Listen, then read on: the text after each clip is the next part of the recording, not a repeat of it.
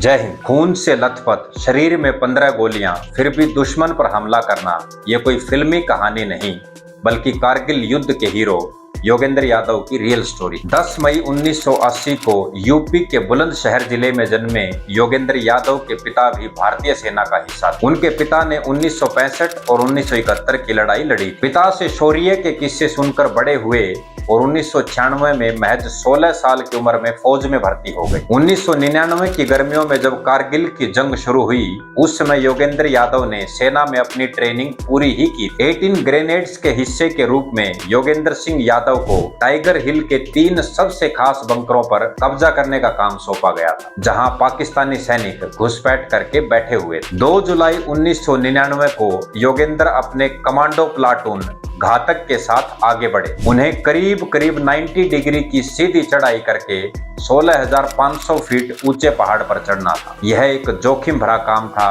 मगर सिर्फ यही एक रास्ता था जहां से पाकिस्तानियों को चकमा दिया जा सकता था। योगेंद्र की टीम ने रात 8 बजे अपना बेस कैंप छोड़ा और असंभव सी लगने वाली चढ़ाई शुरू कर दी। इस असंभव चढ़ाई के दौरान उन्होंने रस्सियों का सहारा लिया और बंदूकें उनकी पीठ से बंधी हुई। 2 रात और 1 दिन की चढ़ाई के बाद 25 मेंबर की टीम में से योगेंद्र समेत 7 भारतीय सैनिक ही ऊपर चढ़ सके, क्योंकि दुश्मन की तरफ से लगातार अंधाधुंध फायरिंग हो रही। टाइगर हिल टॉप से 50 मीटर नीचे जब योगेंद्र की टीम वहां पहुंची तो सामने पाकिस्तान के 2 बंकर थे। 7 जवानों ने पूरी फोर्स के साथ अटैक करके दोनों बंकर्स को अपने कब्जे में ले लिया। इसके बाद टाइगर हिल टॉप पर बैठी पाकिस्तान की पूरी 200 बंदों की यूनिट चौकन्नी हो गई और उन्होंने लगातार 5 घंटे तक योगेंद्र की टीम पर हैवी फायरिंग की। रिवर्ट में भारतीय टीम ने कोई फायरिंग नहीं की क्योंकि उनके पास एम्यूनिशन की कमी थी। जब काफी देर तक कोई एक्टिविटी नहीं हुई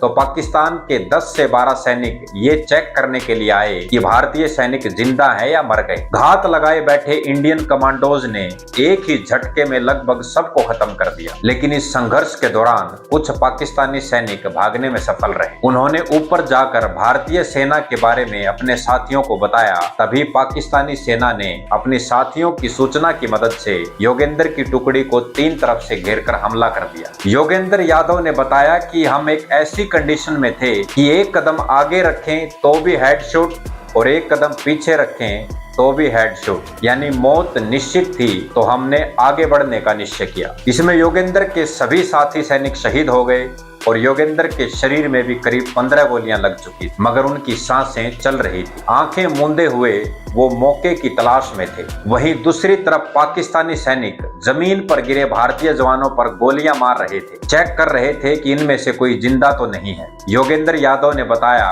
कि जब वो गिरे थे तो उन्हें 3 बार गोलियां मारी गई। बाजू की हड्डी निकलकर बाहर आ गई थी, पैर बुरी तरह घायल था, चल नहीं सकते थे। उन्होंने एक आह तक नहीं निकाली और मृत होने का नाटक करते रहे। जब दुश्मन को एहसास हो गया कि योगेंद्र मर चुके हैं, योगेंद्र ने अपनी जेब में रखे ग्रेनेड की पिन हटाई और आगे जा रहे पाकिस्तानी सैनिकों पर फेंक दिया। आगे एक जोरदार धमाके के साथ कई पाकिस्तानी सैनिकों के चीथड़े उड़ गए। इस बीच योगेंद्र ने उठने की कोशिश की, लेकिन पाया कि उनका हाथ उनके शरीर पर झूल रहा था। बेल्ट से उन्होंने हाथ को धड़ से बांध लिया और राइफल को इकट्ठा करना शुरू कर दिया। इसके बाद यादव ने अलग अलग राइफल से फायरिंग करनी शुरू कर दी, जिससे पाकिस्तानी सैनिकों को लगा कि भारतीय फौज की दूसरी टुकड़ी मदद के लिए पहुंच चुकी है और वो आगे बढ़ नहीं सके। योगेंद्र का बहुत खून बह चुका था, इसीलिए वो ज्यादा देर होश में नहीं रह सके। इत्तेफाक से वह एक नाले में जा गिरे और बहते हुए नीचे अपनी यूनिट के पास आ गए। भारतीय सैनिकों ने उन्हें बाहर निकाला और योगेंद्र ने बेहोश होने से पहले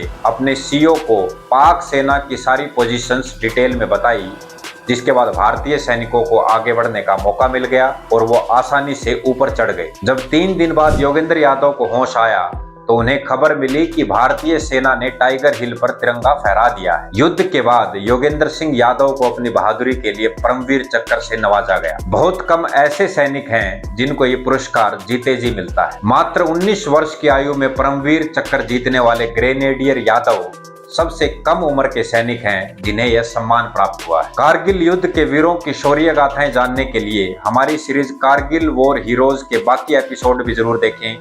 जय हिंद, जय भारत।